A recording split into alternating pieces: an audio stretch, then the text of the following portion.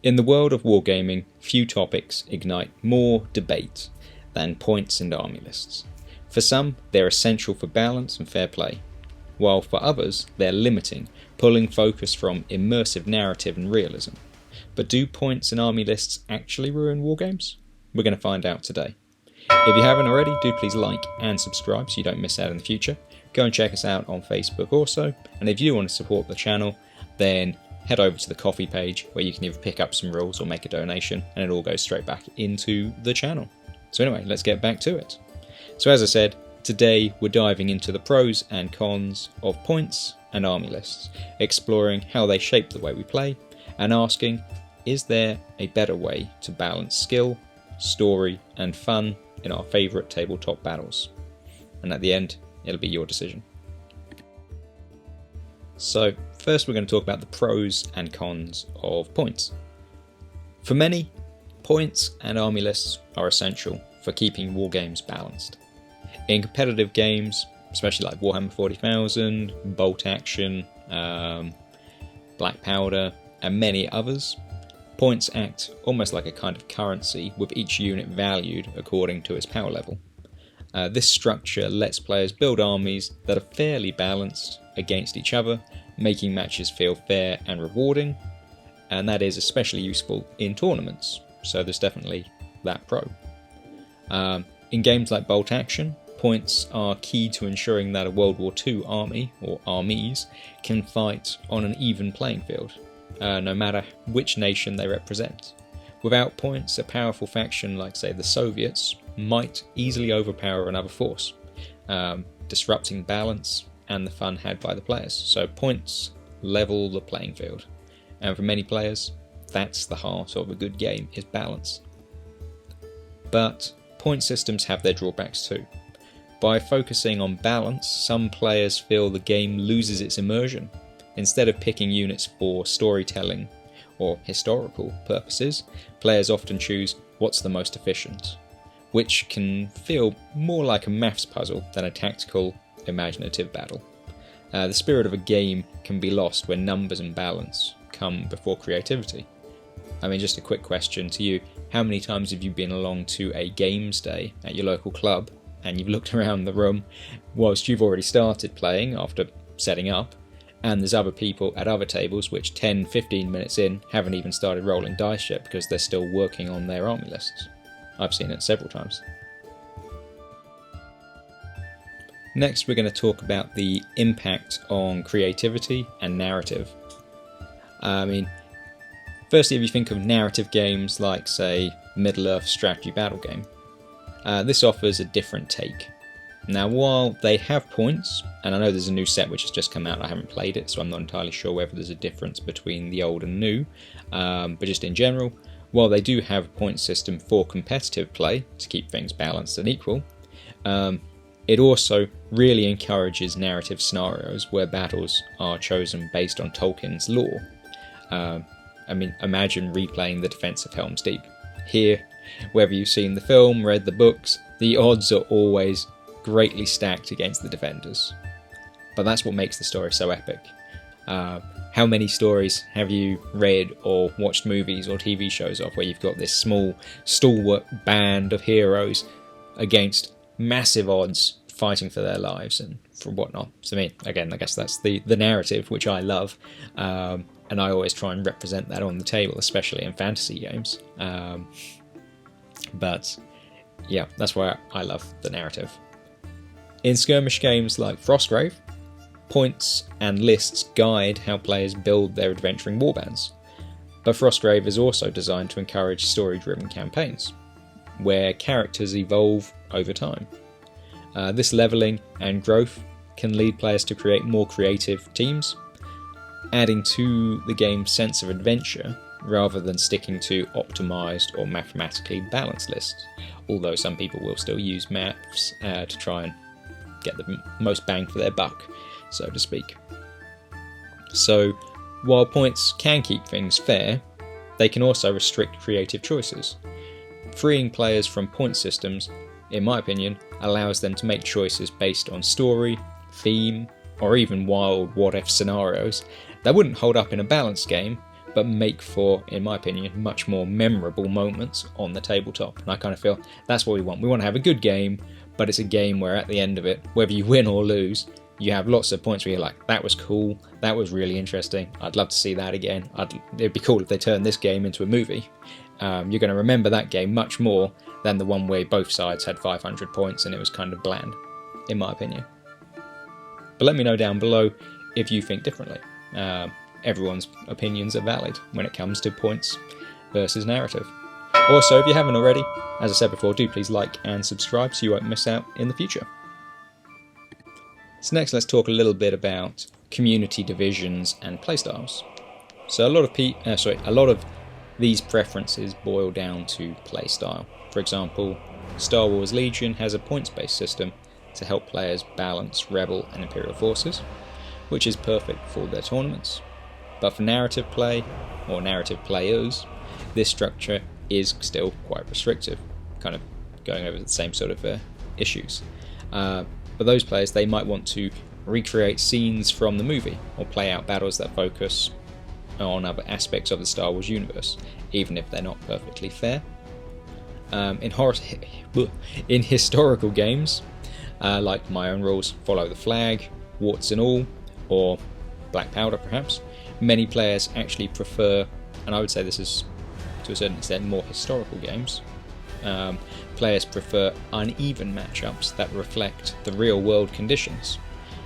Organised community campaigns often let players set up scenarios that aren't strictly balanced. If you go back and check out our recent Shenandoah Valley campaign that we were doing, that was very interesting how, as the campaign went on, both armies, or all of the different armies within the campaign, they started off strong and they were getting depleted and worn down, and by the end, although there were quite a few units, they were all very small as they'd taken more and more casualties. So yeah, having the community around and playing these sort of things, balance doesn't really come into it. You're playing as commanders and your goal is to beat the enemy.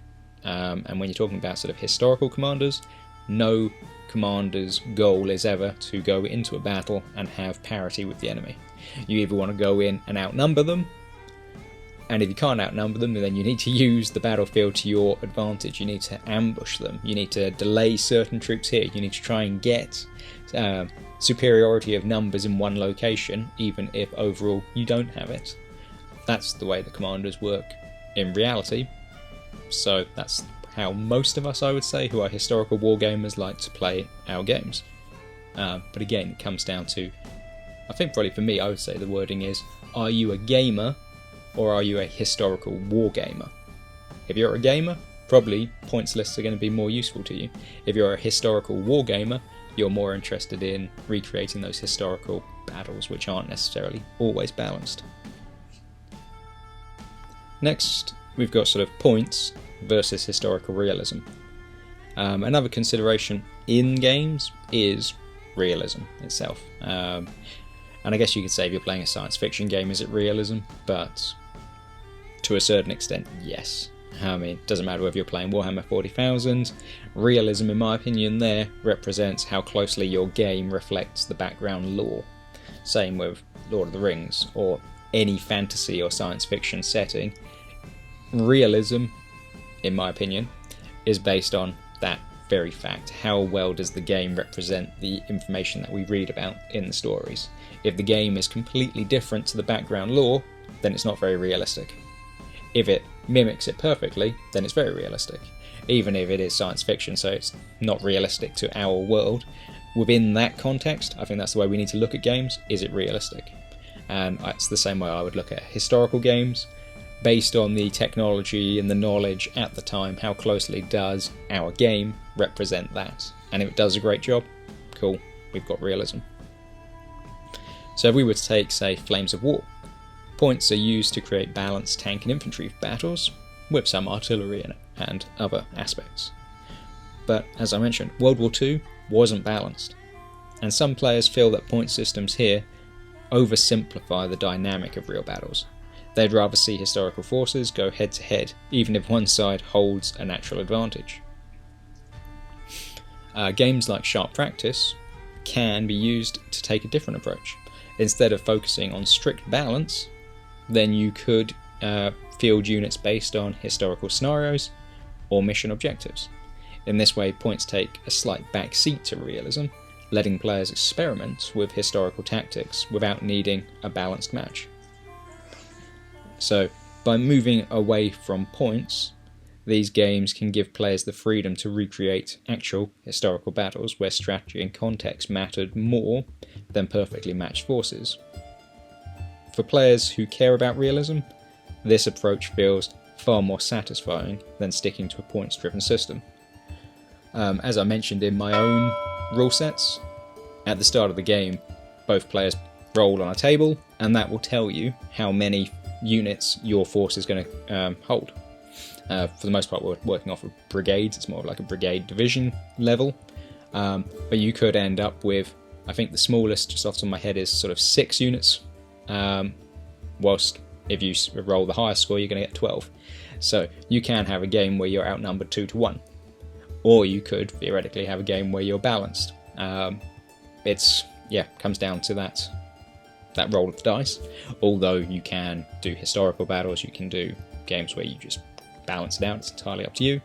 A different way of unbalancing a game, even if you've got the same number of troops, is to allow the defending player to set up the scenery.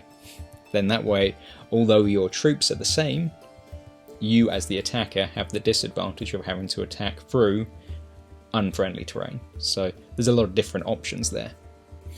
So as we approach the end of today's video, a few alternatives to point-based systems. I mean, I've already touched on my rules. Again, they're available on the Coffee channel, link in the description, and how there's different mechanisms within those rules to create your battles. So quite often, I'd say probably 9 times out of 10, you will not have equal forces. But that's okay, because again, there's other aspects within it which allow the defender to change scenery and whatnot to make things more advantageous to themselves. But for those looking for alternatives, which aren't necessarily American Civil War or Pike and Shot or Napoleonic, you could go for a game which offers like a hybrid or scenario-based system. In Saga, for example, players can use points to balance their forces, but narrative scenarios allow players to field armies based on historical moments, even if they're not balanced. A Viking raiding party against a smaller Saxon force might not be fair, but it's definitely thematic. Or thematic. How do you say that? Thematic? Yeah, thematic. And pretty historically accurate. Infinity is another skirmish game, and it emphasises mission-based play where objectives are more important than pure combat strength. In this setup, players build forces based on mission requirements rather than unit costs, which often feels more dynamic and forces them to strategize around the objectives, not just unit efficiency. And to a certain extent, you often see that actually in modern militaries as well, especially in smaller team operations. You'll know what your objective is, and your units, your team, your men will choose the equipment or be issued equipment which is going to help them to achieve the objective rather than just be generic. And likewise, support options for the strike teams are going to be based around achieving the objective, not necessarily getting into a pitched battle. So that's quite an interesting part that Infinity allows. So by moving away from strict point systems, these games focus on achieving goals or telling a story. Players can explore creative tactics and emphasize roleplay, making for a much more flexible and engaging experience. So, in the end, whether points and army lists ruin wargames really depends on what you're after. They can add balance, make games fairer, and even encourage creativity within constraints. But they can also feel restrictive, especially if you're focused on realism or narrative play. So again, as I said earlier, I think it comes down to what your goal is as the player. Are you just a gamer, and at that a tournament gamer where your goal is to win the tournament? In which case, of course, min-maxing your army lists and making sure that everything gives you the most bang for your buck makes the most sense. But if you are a historical wargamer, someone who's actually more interested in the units and the tactics and the history, then points often ruin the game So I think that's what it really comes down to. I've seen many games where you have a tournament player who will be playing a historical game for the first time, and they get completely annihilated because they don't know how to use combined arms tactics and strategies. Because as soon as things aren't overpowered and they haven't sort of kitted everything out to be perfect in their thing, they don't actually have the toolbox to be able to play that historical game. So it really does come down to what your focus is. And I'm not saying that one is right or wrong, because at the end of the day we're all doing it for entertainment purposes in one way or another, so do what you find interesting. But for those of us seeking immersion, narrative, or historical authenticity, stepping away from points and focusing on objectives or themes is probably the answer. Ultimately, as I said, the beauty of wargaming is that there is no one right way to play. Whether you're here for the balance or the story, the most important thing is to enjoy the game. So, tell us, what's your take? Do points and army lists ruin wargames, or do they make them better? For me, I would say doing away with them makes for a much more interesting game. Having an enemy which is either smaller or larger than you really forces you to have to use your tactics and your men and your units to the best of their abilities. So for me, that's fun, but who knows? You could be the completely opposite way. So as I said, let us know down below in the comments where you fall. Do you like army lists and points? Do you like freedom and narrative? Or do you like a bit of both? If you haven't already, do please like and subscribe so you won't miss out in the future. But for now, guys, thanks for watching. And if you enjoyed this deep dive, then great. Hopefully you've just subscribed and you'll be able to see anything that comes out in the future. And also, as I did mention earlier, if you do want to support the channel, just pop over to the coffee channel and either get a set of rules or leave us a donation. As I said, it all goes back into the channel. Thanks again for watching, guys, and I'll see you next time.